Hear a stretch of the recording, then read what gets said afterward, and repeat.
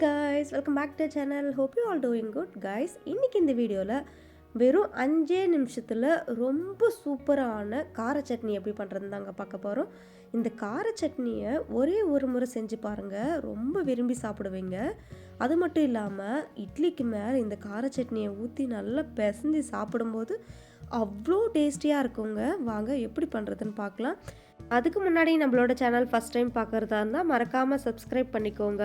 இந்த கார சட்னி பண்ணுறதுக்கு முதல்ல ஒரு மிக்ஸி ஜாரில் ரஃப்பாக கட் பண்ணின ஒரு பெரிய வெங்காயம், கூடவே காஞ்ச மிளகாய் 2 உங்கள் காரத்திற்கேற்ப சேர்த்துக்கோங்க. பிறகு பழுத்த தக்காளி 4 சேர்த்துக்கோங்க. வெங்காயத்தை விட தக்காளி அதிகமாக இருக்கணும். கூடவே கலருக்காக காஷ்மீரி மிளகாய்த்தூள், கொஞ்சமாக உப்பு சேர்த்து தண்ணி எதுவும் சேர்க்காம இந்த மாதிரி ஃபைன் பேஸ்ட்டாக அரைச்சிக்கோங்க. அடுத்ததாக நம்ம தாளிக்க போகிறோம். தாளிக்கிறதுக்காக ஸ்டவ் ஆன் பண்ணி பேனில் எண்ணெய் நல்லா சூடானதும் 1/4 டீஸ்பூன் கடுகு உளுத்தம் பருப்பு, கூடவே கொஞ்சமாக கருவேப்பிலை சேர்த்து பொரிய விட்டுக்கோங்க. கடுகு கருவேப்பிலை நல்லா பொரிஞ்ச உடனே நம்ம மிக்சியில் அரைச்சி வச்சுருக்க தக்காளி பேஸ்ட் இதில் சேர்த்துக்கோங்க. சேர்த்துட்டு இந்த தக்காளி வெங்காயத்தோட பச்சை மணம் போய் வர வரைக்கும் ஒரு 5 நிமிஷத்துக்கு அப்படியே மிக்ஸ் பண்ணி விட்டுக்கோங்க. ஒரு 5 நிமிஷத்துக்கு அப்புறம் தேவையான அளவு தண்ணி சேர்த்து நல்லா மிக்ஸ் பண்ணி விட்டுட்டு இந்த மாதிரி கொதி வர வரைக்கும் வெயிட் பண்ணுங்க.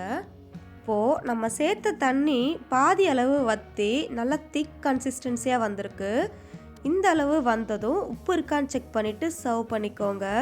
அவ்வளோதாங்க, வெறும் 5 நிமிஷத்தில் சூப்பர் அண்ட் டேஸ்டியான கார சட்னி ரெடி ஆயிடுச்சு. இந்த கார சட்னியில் வெங்காயம், தக்காளி, காஞ்ச மிளகாய், ஆப்ஷனலாக காஷ்மீரி மிளகாய் தூள் சேர்த்துருக்கோம். வேறு எந்த ஸ்பெஷல் இன்க்ரீடியன்ஸும் தேவையில்லைங்க. இதுவே ரொம்ப டேஸ்டியாக இருக்கும். 4 இட்லி சாப்பிட்றவங்க கூட 10 இட்லி வரை கேட்டு சாப்பிடுவாங்க. ஏன்னா அவ்வளோ டேஸ்டியாக இருக்குங்க. கண்டிப்பாக இந்த கார சட்னியை உங்கள் வீட்லேயும் செஞ்சு பார்த்துட்டு எப்படி இருக்குன்னு கமெண்ட் பண்ணுங்கள். அண்ட் இந்த வீடியோ உங்களுக்கு பிடிச்சிருந்தா லைக், ஷேர், கமெண்ட், மறக்காமல் சப்ஸ்கிரைப் பண்ணுங்கள். தேங்க்யூ ஃபார் வாட்சிங்.